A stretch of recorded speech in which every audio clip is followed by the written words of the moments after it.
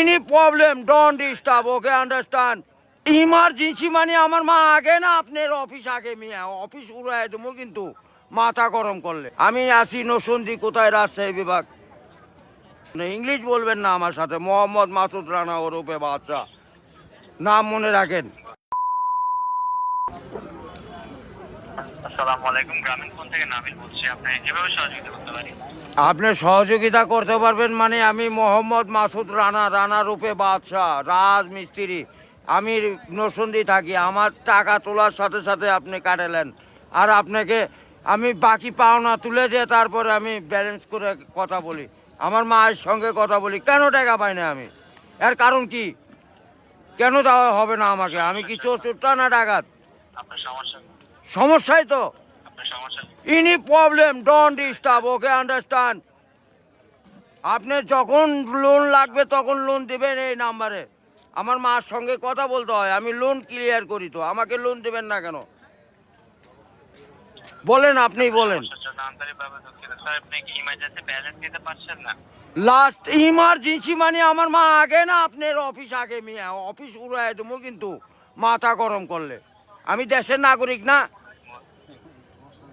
হ্যাঁ বুঝতে পেরেছি স্যার। আপনি কি আমাকে যখন আমি ব্যালেন্স আপনার থেকে লোন চাবো চাওয়া মাত্র এই নাম্বারে দিবেন 808 828 শূন্য লাগাইলে বুঝতেই পারতেছেন ভুল যান না হয় হ্যাঁ গ্রামীণ আন্তরিকভাবে আমার লাস্টে আমার মায়ের নাম্বার হলো 18 ব্যবহার করে কথা বলে থাকেন, কাইন্ডলি লাউডস্পিকারটি বন্ধ করে কথা বলুন স্যার। আরে ভাই মাথাটা নষ্ট হয়ে গেছে আমি সেই থেকে ছেলেপেলেরা ফোন করিচ্ছে আমি তো ইংলিশ বুঝি না ইংলিশ কোন মানে এই আমার সাথে ইংলিশ বলেন কেন বাংলাতে কথা বলবেন আপনি বাংলাদেশের নাগরিক না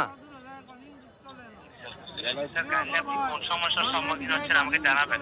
আরে ভাই জানাচ্ছি তো আমার ইনি প্রবলেম যখন লোন চাবো তখনই দিবেন কত জান মনে থাকে আজকে যে 20 মিনিট যে বাইরে ইমার্জেন্সি ব্যালেন্স যখন চাচ্ছেন তখনই নিতে চাচ্ছেন স্যার। আরে এই যে এতক্ষণ যে কথা যে বলাচ্ছেন এগুলি কি আপনি টাকা লিখছেন না লিখছেন কি না সেটা বলেন স্যার আমি বুঝতে পারছি কথা স্যার। আমরা রোদের মধ্যে পরিশ্রম করে টাকা কামাই করি আর এই সোলপোল দয়া করে এই মোবাইলে টাকা ভরছে আপনার সঙ্গে কথা বলার জন্য ইংলিশ বলবেন না আমার সাথে মোহাম্মদ মাসুদ রানা ওরফে বাদশা নাম মনে রাখেন বুঝতে পেরেছি ভোটার আইডেন্টি কার্ডে যায় বলেন আমি কে মনে থাকবে তো ভাই বুঝতে পেরেছি।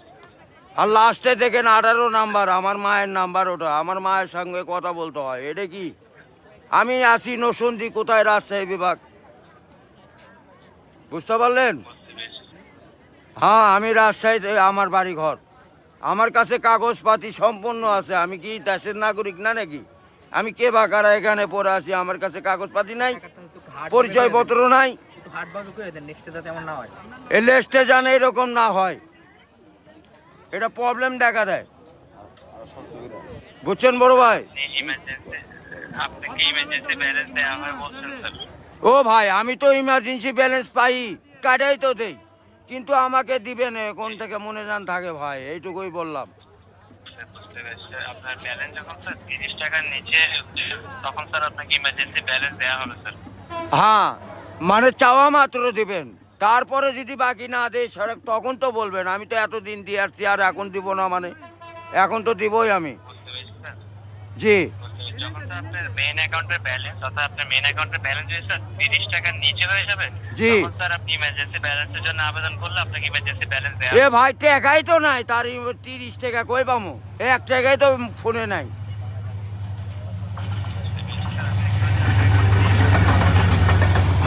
গাড়িটা যায়